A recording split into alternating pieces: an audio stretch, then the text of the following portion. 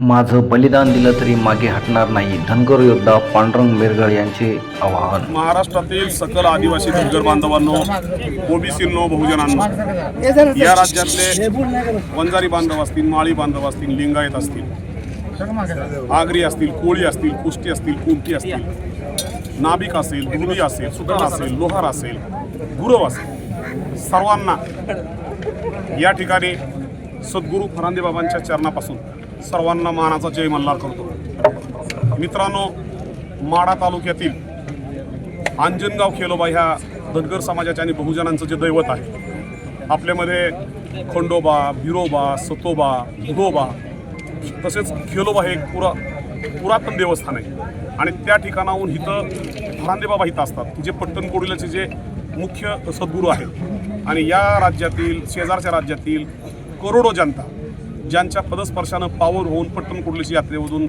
बेलभंडार घेऊन घरी जातात, अशा एका विभूतीवरती रात्री या ठिकाणी दगडफेक होऊन या ठिकाणी आपण जर बघितलं तर सगळे पवित्र अशा प्रकारचे गुलाबी कोशा घातलेले, खांद्यावरती घोंगडी घातलेले हे सगळे पुजारी आहेत, ही सगळी आपली जुनी पुरातन मंडळी आहेत. या सगळ्यांवरती रात्री प्रचंड प्रमाणामध्ये समाजातील एका घटकानं दगडफेक केली आणि या ठिकाणी खेलोबाचं जे अत्यंत पुरातन अशा प्रकारचं पवित्र मंदिर आहे त्या मंदिरावरती प्रचंड दगडफेक केली गेली. धनगर समाजाच्या लोकांना मारहाण केली गेली. अनेक लोक म्हणजे अक्षरशः आमचे 6 पोलीस बांधव सुद्धा त्या ठिकाणी गंभीर अशा प्रकारचे जखमी झाले. हा प्रचंड मोठा अन्याय आहे आणि या ठिकाणी धनगरांच्या आमदारांवरती, सामाजिक कार्यकर्त्यांवरती अत्यंत वाईट अशा प्रकारच्या घाण आयामायावरती शिव्या दिल्या जातात. एक उन्माद आहे आणि ह्या गावामध्ये शेजार पाजारच्या जे प्रस्थापित घटक आहेत त्यांनी येऊन प्रचंड प्रमाणामध्ये दहशत माजवलेली आहे. या ठिकाणचा आपला धनगर बांधव आहे तो भयभीत आहे आणि या ठिकाणी आता मंदिर सुद्धा राहतंय का नाही, मंदिराची सुद्धा तोडफोड होती आणि आमच्या जीविताचं रक्षण होतंय का नाही, अशा प्रकारच्या चिंतेमध्ये आज सकाळपासून सद्गुरू फरांदे बाबांनी अन्न पाण्याचा त्याग केलेला आहे आणि जोपर्यंत हा अन्याय बाजूला होत नाही तोपर्यंत मी अन्न पाणी घेणार नाही. प्रसंगी बलिदान गेलं तरी चालेल. माझ्या धनगर बांधवांनो, किती मोठी लांछनास्पद गोष्ट आहे. पुण्यश्लोक मातोश्री अहिल्यामाईंनी सांस्कृतिक भारत उभा केला.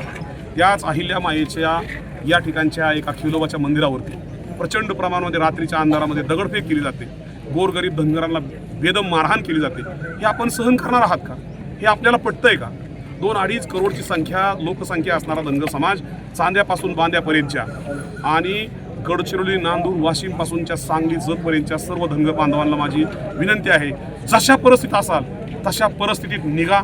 जोपर्यंत हितला अन्याय अत्याचार हटत नाही तोपर्यंत मी इथून जागा सोडणार नाही. फरांदे बाबा महाराज आणि या पंचक्रोशीतली सगळी मंडळी इथून जागा सोडणार नाहीत.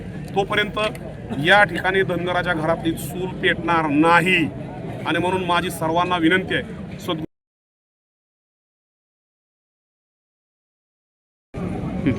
म्हणून महाराष्ट्रातल्या सकल आदिवासी धनगर जमातीतल्या सर्व धनगरी वीरांना, मातोश्री अहिल्यामाईच्या पुत्रांना माझी नम्र विनंती आहे, जशा अवस्थेत असाल त्या ठिकाणाहून निघा.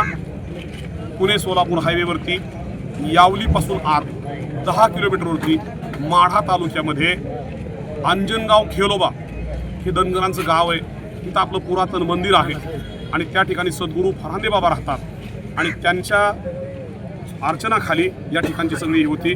माझी तुम्हाला विनंती आहे, इथं प्रस्थापित जातीच्या लोकांनी 10-5 गावातली लोक येऊन या ठिकाणी प्रचंड अशा प्रकारची आरेरावी, दडपशाही आणि दहशत निर्माण केलेली आहे.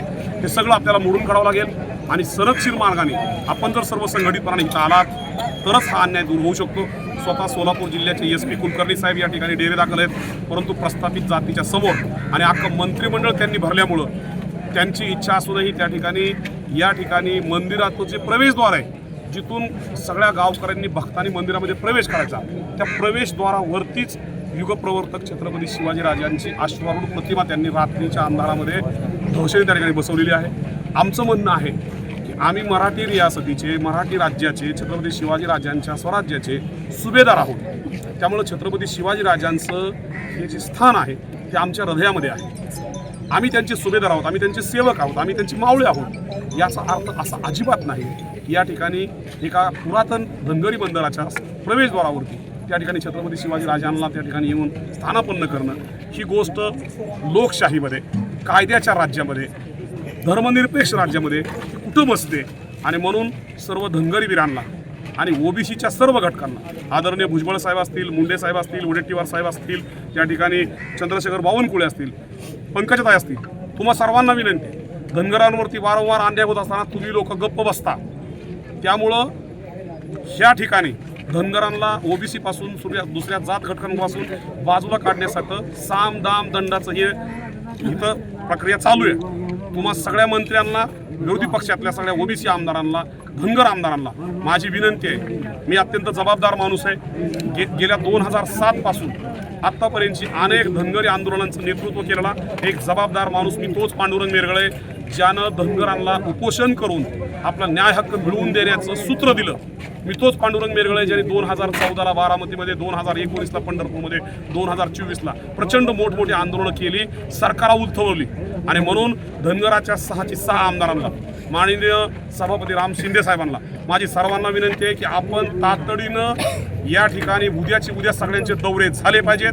आणि जर हे झालं नाही तर मग तुम्हाला फक्त प्रस्थापितांचीच मतं पाहिजेत का?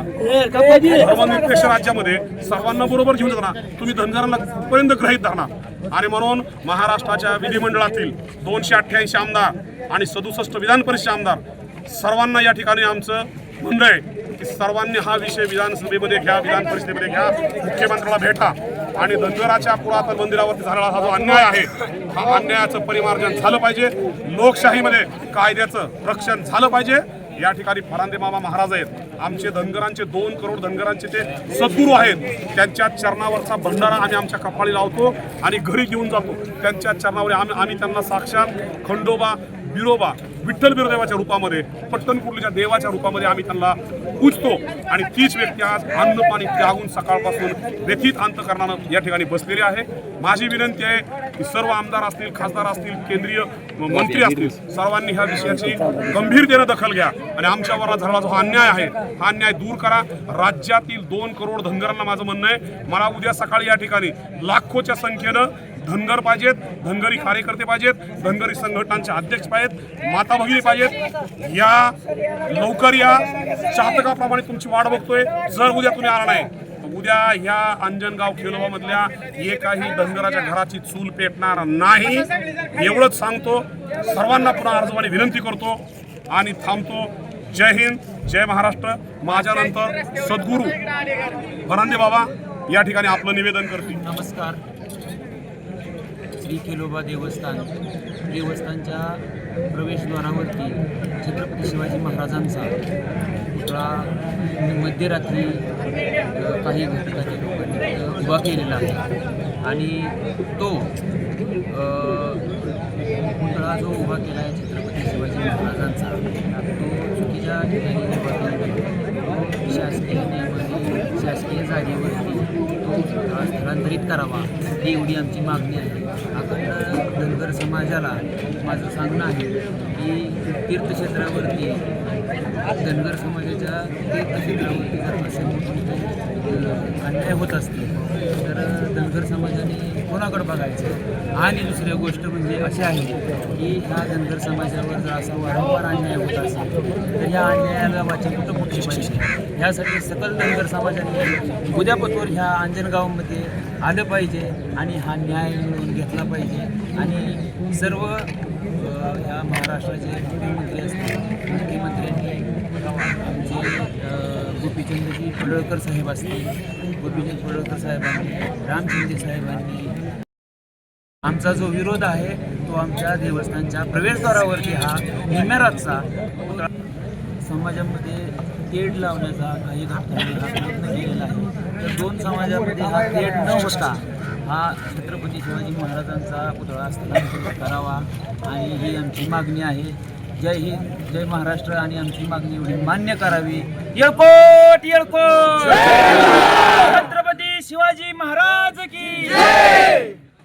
अहिल्यादेवी होळकर की जय.